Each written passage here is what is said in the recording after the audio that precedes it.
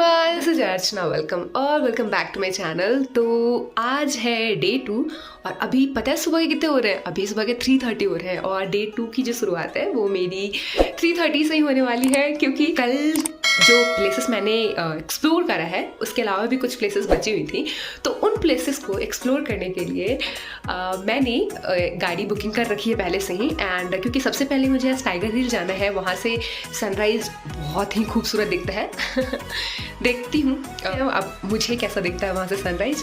तो चलिए चलते हैं।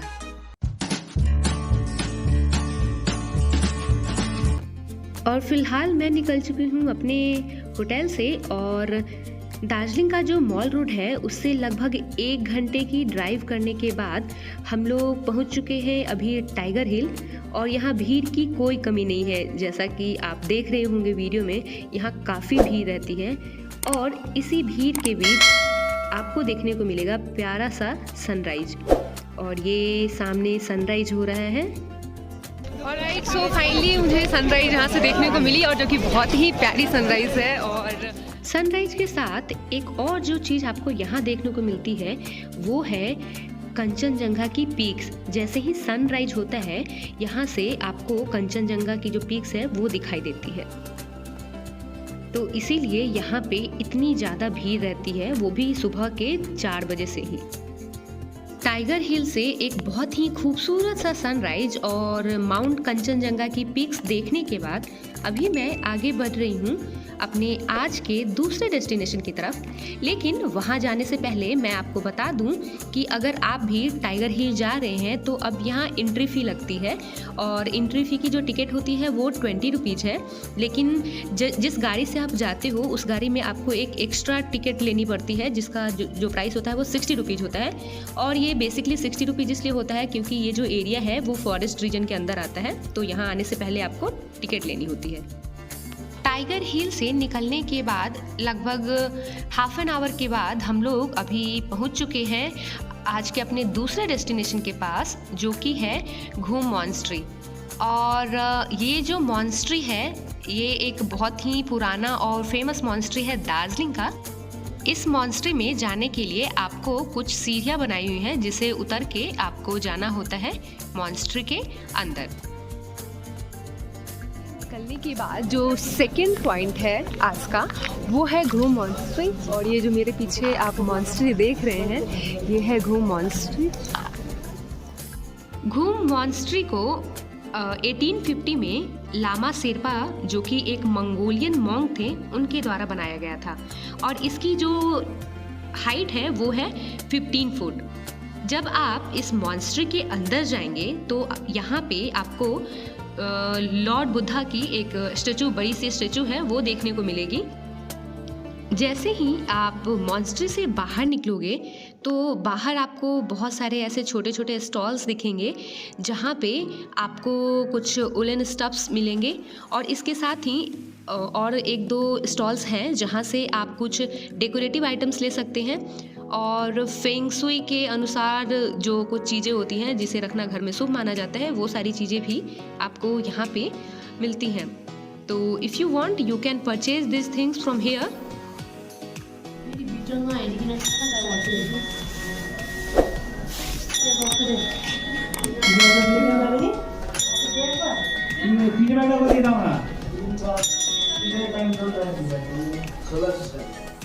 घूम मॉन्स्ट्री से निकलने के बाद मैं अभी बढ़ रही हूँ अपने आज के तीसरे डेस्टिनेशन की तरफ, जो कि है बतासिया लूप।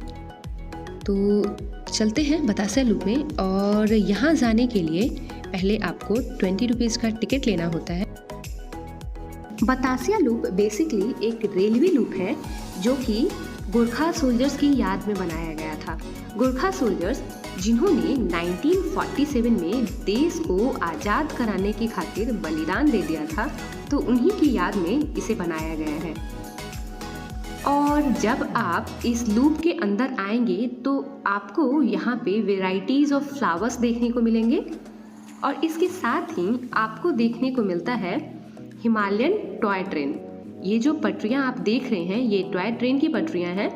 और जब टॉय ट्रेन यहाँ पे आती है तो ऑलमोस्ट 10 मिनट्स तक रुकती है, और उस दौरान यात्रीगण ट्रेन से ही बैठ के 360 डिग्री व्यू देखते हैं पूरे दार्जिलिंग शहर का। तो बतासिया लूप अपने इस खूबसूरती के कारण भी फेमस है। जहाँ मैं अभी आई हूँ वो है बतासिया लूप। ये जो मेरे पीछे आप देख सकते हो, सो ये काइंड ऑफ गार्डन है, छोटा सा गार्डन है। और यहीं पे आई लव दार्जिलिंग करके जो बनाया हुआ है, वहाँ पे आप जाके फ़ोटो शूट करवा सकते हैं। और यहाँ पे भी जैसे टी गार्डन में जब आप जाते हो तो आपको दार्जिलिंग की जो कल्चरल ड्रेस है वो पहन के फ़ोटो खिंचवा सकते हो। सो यहाँ पे भी वो ऑप्शन अवेलेबल है। तो अगर आप चाहो तो यहाँ पे कल्चरल ड्रेस पहन के भी फ़ोटो शूट करवा सकते हो। बतासिया लूप के पास में टॉय ट्रेन भी चलती है, लेकिन टॉय ट्रेन की जो टाइमिंग होती है वो मॉर्निंग में 10 AM से होती है और अभी सुबह के 9 बज रहे हैं। सो अभी टॉय ट्रेन अवेलेबल नहीं है, बट यहाँ पे आई लव दार्जिलिंग करके बनाया हुआ है, जहाँ पे आप चाहें तो फ़ोटो शूट करवा सकते हैं। So I am going to that side for this. यहाँ पे जो आई लव दार्जिलिंग जहाँ लिखा हुआ है वहाँ आपको हमेशा ही भीड़ देखने को मिलेगी। मतलब अगर आपको इसके साथ पिक्चर क्लिक करवानी है तो ऑलमोस्ट आपको हाफ एन आवर का वेट करना पड़ेगा और आधे घंटे के बाद आप जाकर यहाँ पे फ़ोटो शूट करवा सकते हैं। तब तक आप चाहें तो इस गार्डन में प्रेजेंट और जितने वेराइटीज ऑफ फ्लावर्स हैं उन सारे फ्लावर्स को देख सकते हैं। और इसके साथ ही साथ बतासिया लूप पे आपको ऐसे बहुत सारे वेंडर्स मिल जाएंगे जो कि आपको ये सजेस्ट करेंगे कि आप यहाँ से इन टेलीस्कोप के जरिए कंचनजंगा के पीक्स को देखें। तो अगर आप कंचनजंगा के पीक्स को देखना चाहते हैं क्लोजली तो आप इनसे कांटेक्ट करके और कंचनजंगा के पीक्स को देख सकते हैं।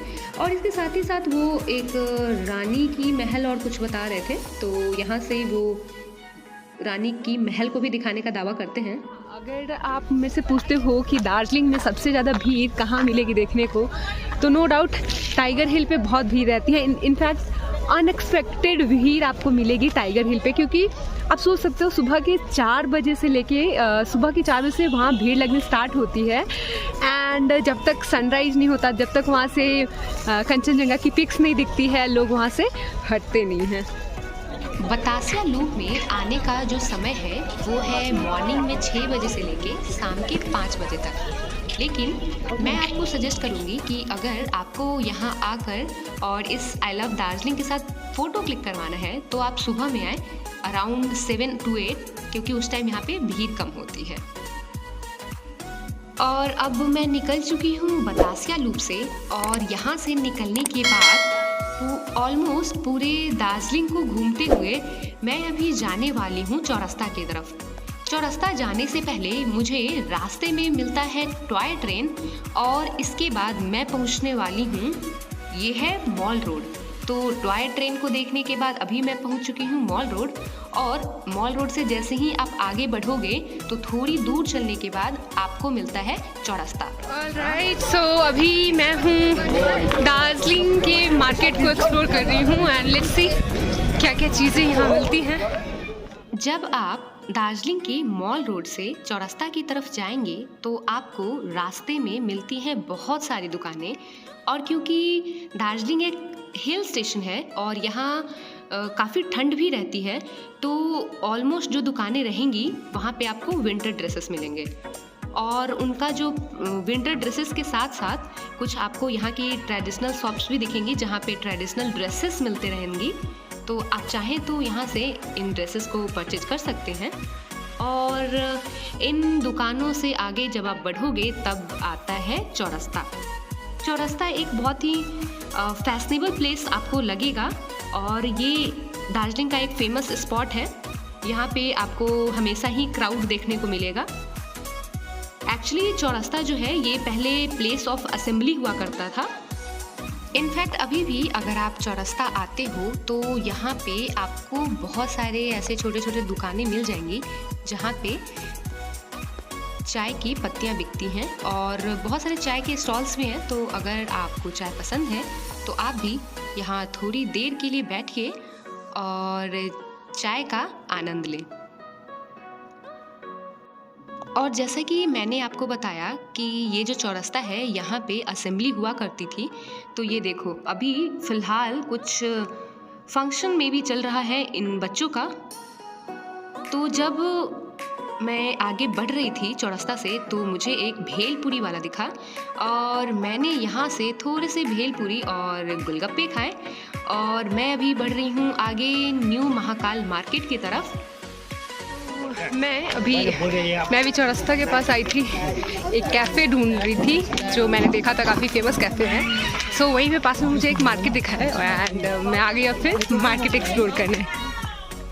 अगर आपको दार्जिलिंग से शॉपिंग करना है तो ये जो न्यू महाकाल मार्केट है मैं सजेस्ट करूँगी कि आप यहाँ से शॉपिंग करो, क्योंकि यहाँ पे जो भी उलन स्टफ्स थे उनकी जो प्राइस थी वो पूरे मार्केट में और यू कैन से कि दार्जिलिंग में और जगह जहाँ पे वुलन ड्रेसेस मिल रही थी उनके कंपैरेटिवली यहाँ पे रिजनेबल प्राइसेस में और आप इजीली बार्गेन करके इन ड्रेसेस को ले सकते हैं। तो ये एक शॉपिंग के लिए पॉइंट हो सकता है आपके लिए। और इस मार्केट से निकलने के बाद मैं अभी जाने वाली हूँ एक मंदिर में जो कि भगवान शिव जी का मंदिर है और इसके लिए आपको थोड़ी सी चढ़ाई करनी पड़ सकती है। हालांकि सीढ़ियाँ ज़्यादा नहीं है, लेकिन क्योंकि ऊंचाई पे मंदिर स्थित है तो इसलिए हो सकता है थोड़ी सी थकान महसूस हो। और ये है महाकाल मंदिर।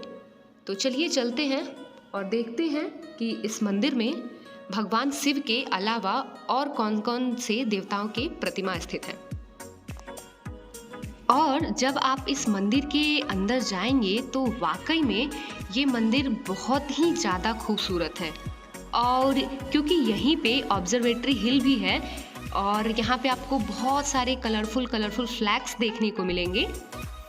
वैसे लोग जिनको फोटोग्राफी का या फिर वीडियोग्राफी का शौक है उनके लिए ये मस्ट विजिटिंग प्लेसेस में से एक है दार्जिलिंग के लिए। तो अगर आप दार्जिलिंग आते हैं तो इस जगह पे ज़रूर आएं। ओके, सो जो मेरा नेक्स्ट डेस्टिनेशन है वो है ऑब्जर्वेटरी हिल और ये काफ़ी प्यारा है। यहाँ पे बहुत सारे फ्लैग्स आपको दिख रहे होंगे, बहुत सारे फ्लैग्स लगाए हुए हैं और ये काफ़ी कलरफुल सा प्लेस है जो कि मुझे बहुत ही प्यारा लगा। चलिए मैं आपको एक कंप्लीट व्यू देती हूँ इस जगह का। तो कभी भी अगर आप दार्जिलिंग आते हैं तो इस जगह पे ज़रूर आएँ।